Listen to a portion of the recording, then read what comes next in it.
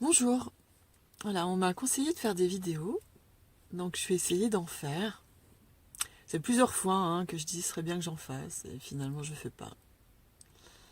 Pourquoi est-ce que je fais pas?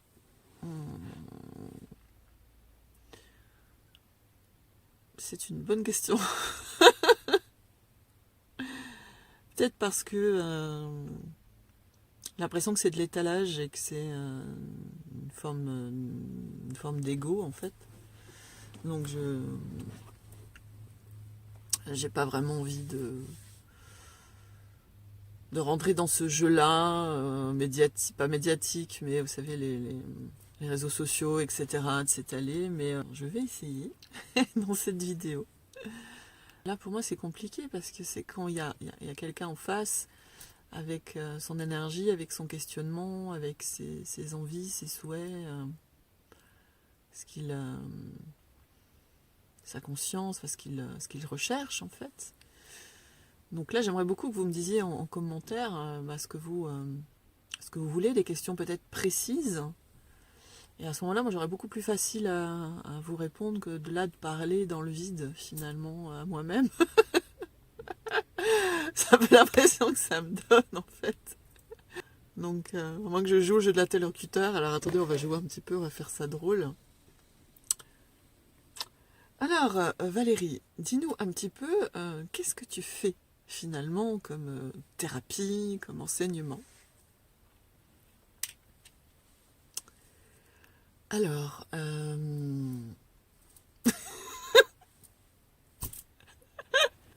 me suis calmée un petit peu. Donc, en fait, je suis thérapeute transpersonnelle. Donc, la transpersonnalité, qu'est-ce que c'est? Disons qu'on a la thérapie développement personnel qui, elle, va être axée sur la personnalité, sur nos situations, on va dire, très basiques, relationnelles à l'autre, dans notre travail, notre couple. Qu'est-ce que le moi peut faire pour être mieux avec l'autre? Voilà, en gros c'est ça, quoi. Ou en rapport avec la famille, ou avec son travail, l'argent, etc. Donc c'est le développement de la personne. Donc on va aider à ce que la personne soit mieux. Donc ça rentre dans l'ordre du coaching aussi. Voilà, et ça c'est ok, forcément je vais en faire de ça, parce que il est important pour aller dans le transpersonnel qui est au-delà de la personne, que la, la personne soit déjà ok. Donc si la personne est prise de trop dans ses miasmes et dans ses peurs et dans ses craintes et dans ses doutes, eh ben on ne peut pas traverser en fait, on ne peut pas aller au-delà de la personne. Et pour ça, il faut qu'elle soit un minimum calme, posée. Et c'est là où l'enseignement peut être intéressant parce que ça va permettre à la personne de se poser, de se calmer et d'avoir des réponses à ses questions. Parce que si elle est trop bouillante et part dans tous les sens, eh ben elle va pas réussir à entendre quelque chose de plus profond, en fait. Oui, donc voilà, aller au-delà de la personne et calmer la personne pour qu'on puisse aller voir en fait, ce qu'on appelle les parts multidimensionnelles, c'est-à-dire les parts déjà donc le corps physique est une part dimensionnelle, bien entendu, et c'est là où la médecine, on va dire classique, va pouvoir aller travailler aussi, parce que c'est quelque chose de visible, de connu et d'apparent. Mais dans le transpersonnel, on peut aller voir en fait l'origine d'un problème physique qui peut être relié à des plans plus subtils et pas visibles. Pas visibles. C'est-à-dire qu'ils sont au-delà de la personne. Bon, il y a beaucoup de problèmes physiques qui sont dans la personne, mais on va dire que beaucoup sont au-delà de la personne. C'est-à-dire, on peut avoir des fois des douleurs à un genou, j'ai déjà vu ça beaucoup, ou au pied, ou dans certaines parties du corps, et finalement, en allant en soins multidimensionnels, le problème venait d'un lien avec un karma, on va dire, passé dans une structure, une histoire passée qui date peut-être du Moyen-Âge ou une bataille, et puis la personne a reçu une flèche dans le dos et ça va jouer physiquement aujourd'hui, il y a un pèlerinage qui s'est très mal passé et il y a eu les pieds en sang et ça va créer en fait, de par les croyances que ça a découlé, etc., des problèmes aux pieds ou dans le dos, enfin voilà quoi, je vous donne des petits exemples comme ça, mais c'est vraiment cette notion-là, le transpersonnel, c'est-à-dire aller au-delà du visible pour aller toucher l'invisible, pour régler un problème qui est dans la matière, qui est ici maintenant. Donc le travail multidimensionnel, c'est aussi bien sûr aller dans les plans aussi de l'astral quand il y a besoin, dans les plans galactiques, dans les plans donc karmiques, dans les plans transgénérationnels aussi, énergétiques, les implants, les structures non visibles, vraiment, qui vont avoir une influence sur nos comportements mentaux, croyances, attitudes, relationnelles, vibratoires, énergétiques. Alors ça, on va dire que qu'on y croit ou pas, ça change pas grand-chose. Est-ce que c'est vrai ou pas? Moi, je ne fais que vous lire, au final. Et cette lecture, finalement, elle vient de nos croyances, de ce que l'on pense être, avec le filtre, bien sûr, de mes propres connaissances. Voilà. Même s'il m'est déjà arrivé de voir des choses que j'avais jamais vues. Mais le mental est très doué pour imaginer des choses. C'est plus une vibration qui est ressentie et que le mental va interpréter. Et c'est ok, ça. Et c'est ok. Parce que ce qui est important, c'est finalement le résultat. Est-ce que après une séance, eh ben, on va être libéré d'une douleur ou d'une colère ou d'une émotion, ou on va se sentir plus apaisé? Oui. Et c'est ça qui est important. Le reste, finalement, c'est pas le plus... Si on donne trop d'importance d'ailleurs à ça, ça peut créer des peurs et des craintes. Et ceux qui finalement n'y croient pas, ils disent ouais j'ai peur, machin, c'est ceux qui y croient justement beaucoup trop. Ils ont tellement peur de ça, parce qu'ils y croient tellement, qu'ils ont peur que ça leur fasse quelque chose. Voilà. Alors que ceux qui sont vraiment dans ok, c'est possible, hein, ça a une influence certaine dans les croyances, dans tout ça, ok. Donc on y va. Et là ça fonctionne. Parce que qu'est-ce qui fait qu'on a peur? C'est parce qu'on croit. Voilà. Et donc cette croyance est complètement prise pour vraie. Et elle va créer des situations, des doutes, des craintes, des reculs. Euh, et on va garder en fait la problématique par crainte de ce qui pourrait se passer si on le lâchait aussi. Ça c'est autre chose. Je veux pas lâcher ça, on sait jamais ce qui pourrait m'arriver. Voilà, on préfère garder que plutôt lâcher, en fait. Parce que c'est connu, ce qu'on garde. Quand on lâche, ça va être inconnu, donc qu'est-ce qui va se passer? Donc la thérapie transpersonnelle permet justement de aller voir au-delà de la personne et d'aller donc, grâce à des dons voilà, qui sont développés au fil des ans, au fil des années. Hein. Je crois que même j'en ai depuis que je suis toute petite finalement. Mais ces capacités-là se sont affinées, on va dire, en travaillant sur soi, les capacités s'affinent, on va dire, deviennent de plus en plus justes hein, et de plus en plus dans le discernement.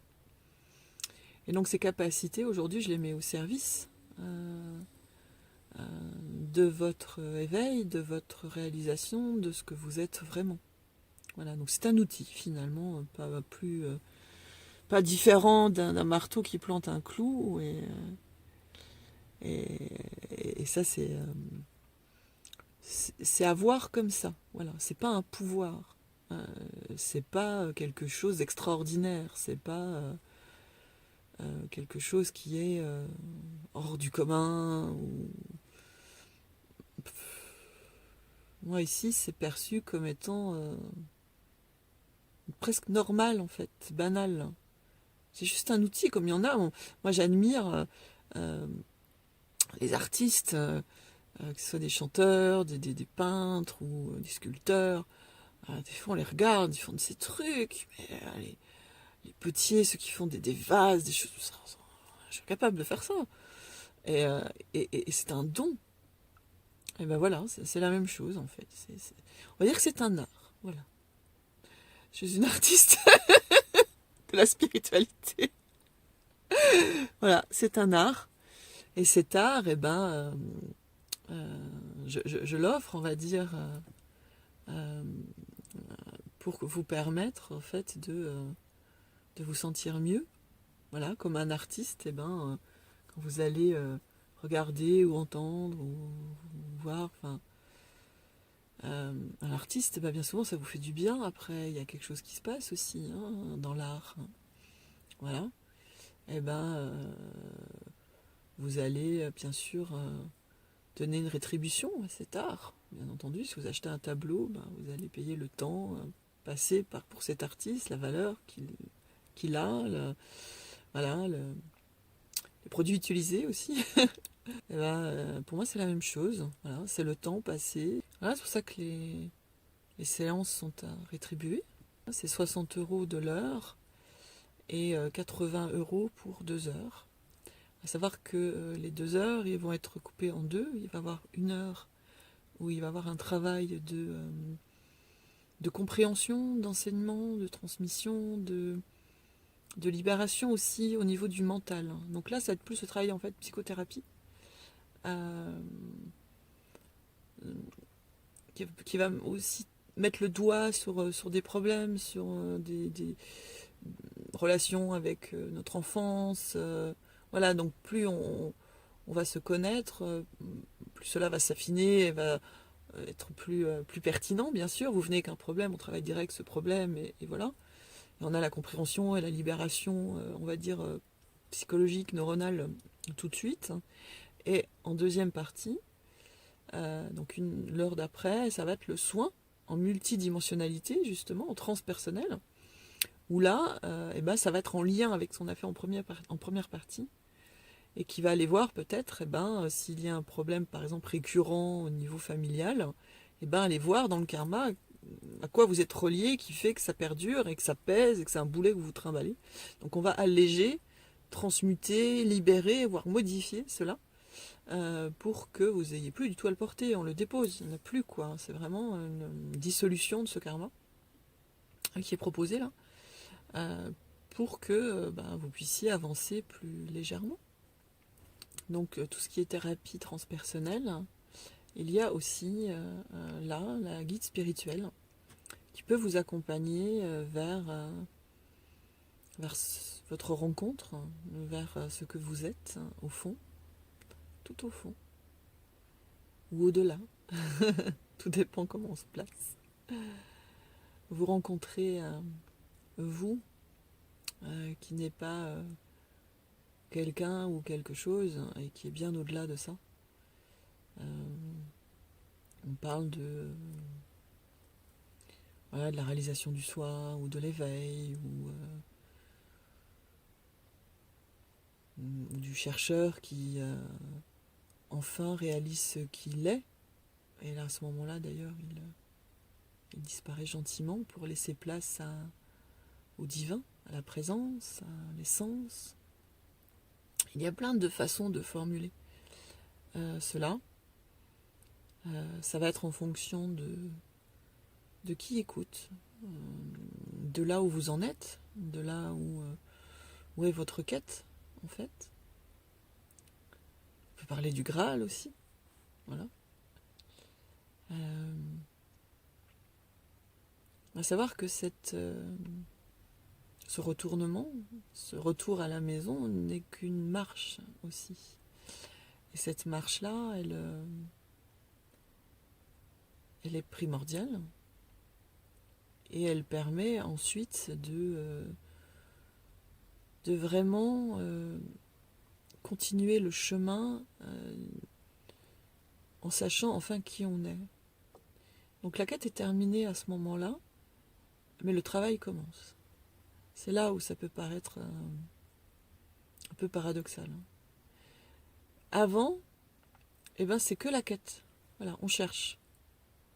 Avec des pourquoi, avec des qui suis-je, avec tout ça. Voilà, il y a vraiment cette quête qui peut être très épuisante, très fatigante, très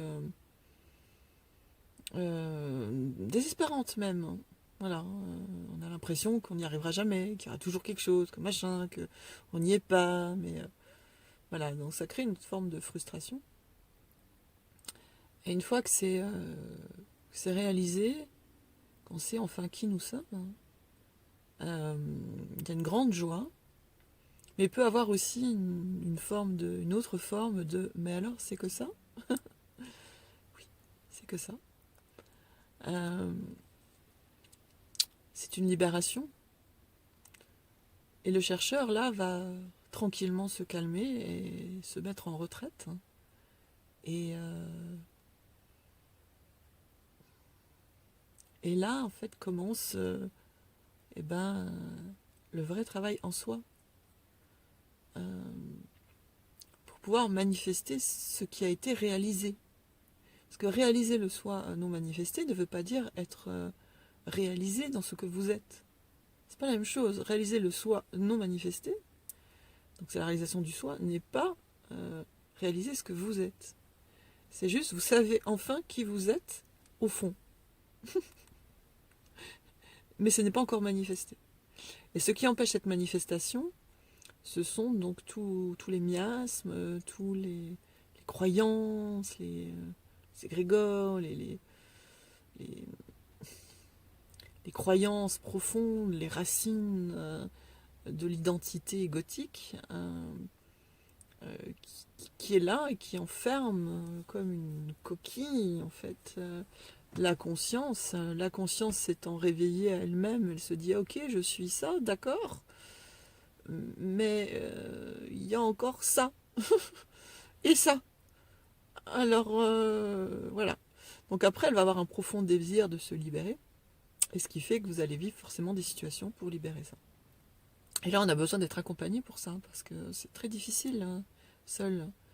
Il faut quelqu'un qui ait déjà vécu ça, qui ait déjà vu ça, y compris le mécanisme. Donc c'est en cela où je peux vous accompagner dans cette libération, on va dire, cette vision, cette vue, on va dire, pénétrante de ce que vous êtes vraiment et de ce que vous n'êtes pas. Donc c'est le discernement. Voilà. Le discernement est très important. Parce que c'est pas parce qu'on voit quelque chose que l'on est cette chose-là. Et une fois qu'on a réalisé ce que l'on est vraiment, on voit vraiment ce qu'on n'est pas. Mais c'est tellement des fois puissant que ça nous emmène dans des peurs, dans des émotions très fortes. Et on peut très vite se faire happer par les anciennes habitudes, en fait. Parce que ça fait très longtemps qu'on fonctionnait avec le principe égotique. Donc quand on réalise qu'on n'est pas cet égo et cette personne, mais qu'on sent qu'elle est toujours là, ça peut être des fois très déstabilisant.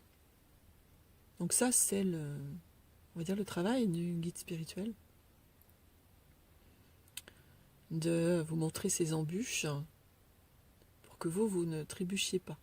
Voilà. Montrer dans le sens authentique. Le guide, le maître spirituel, il n'est pas super bien, super beau, et puis machin, tout brillant, tout lumineux, et il est nickel chrome, quoi, vous voyez, tout doré, en mode paradis sur terre. Non, ça c'est, je pense, une grosse erreur. C'est un fantasme.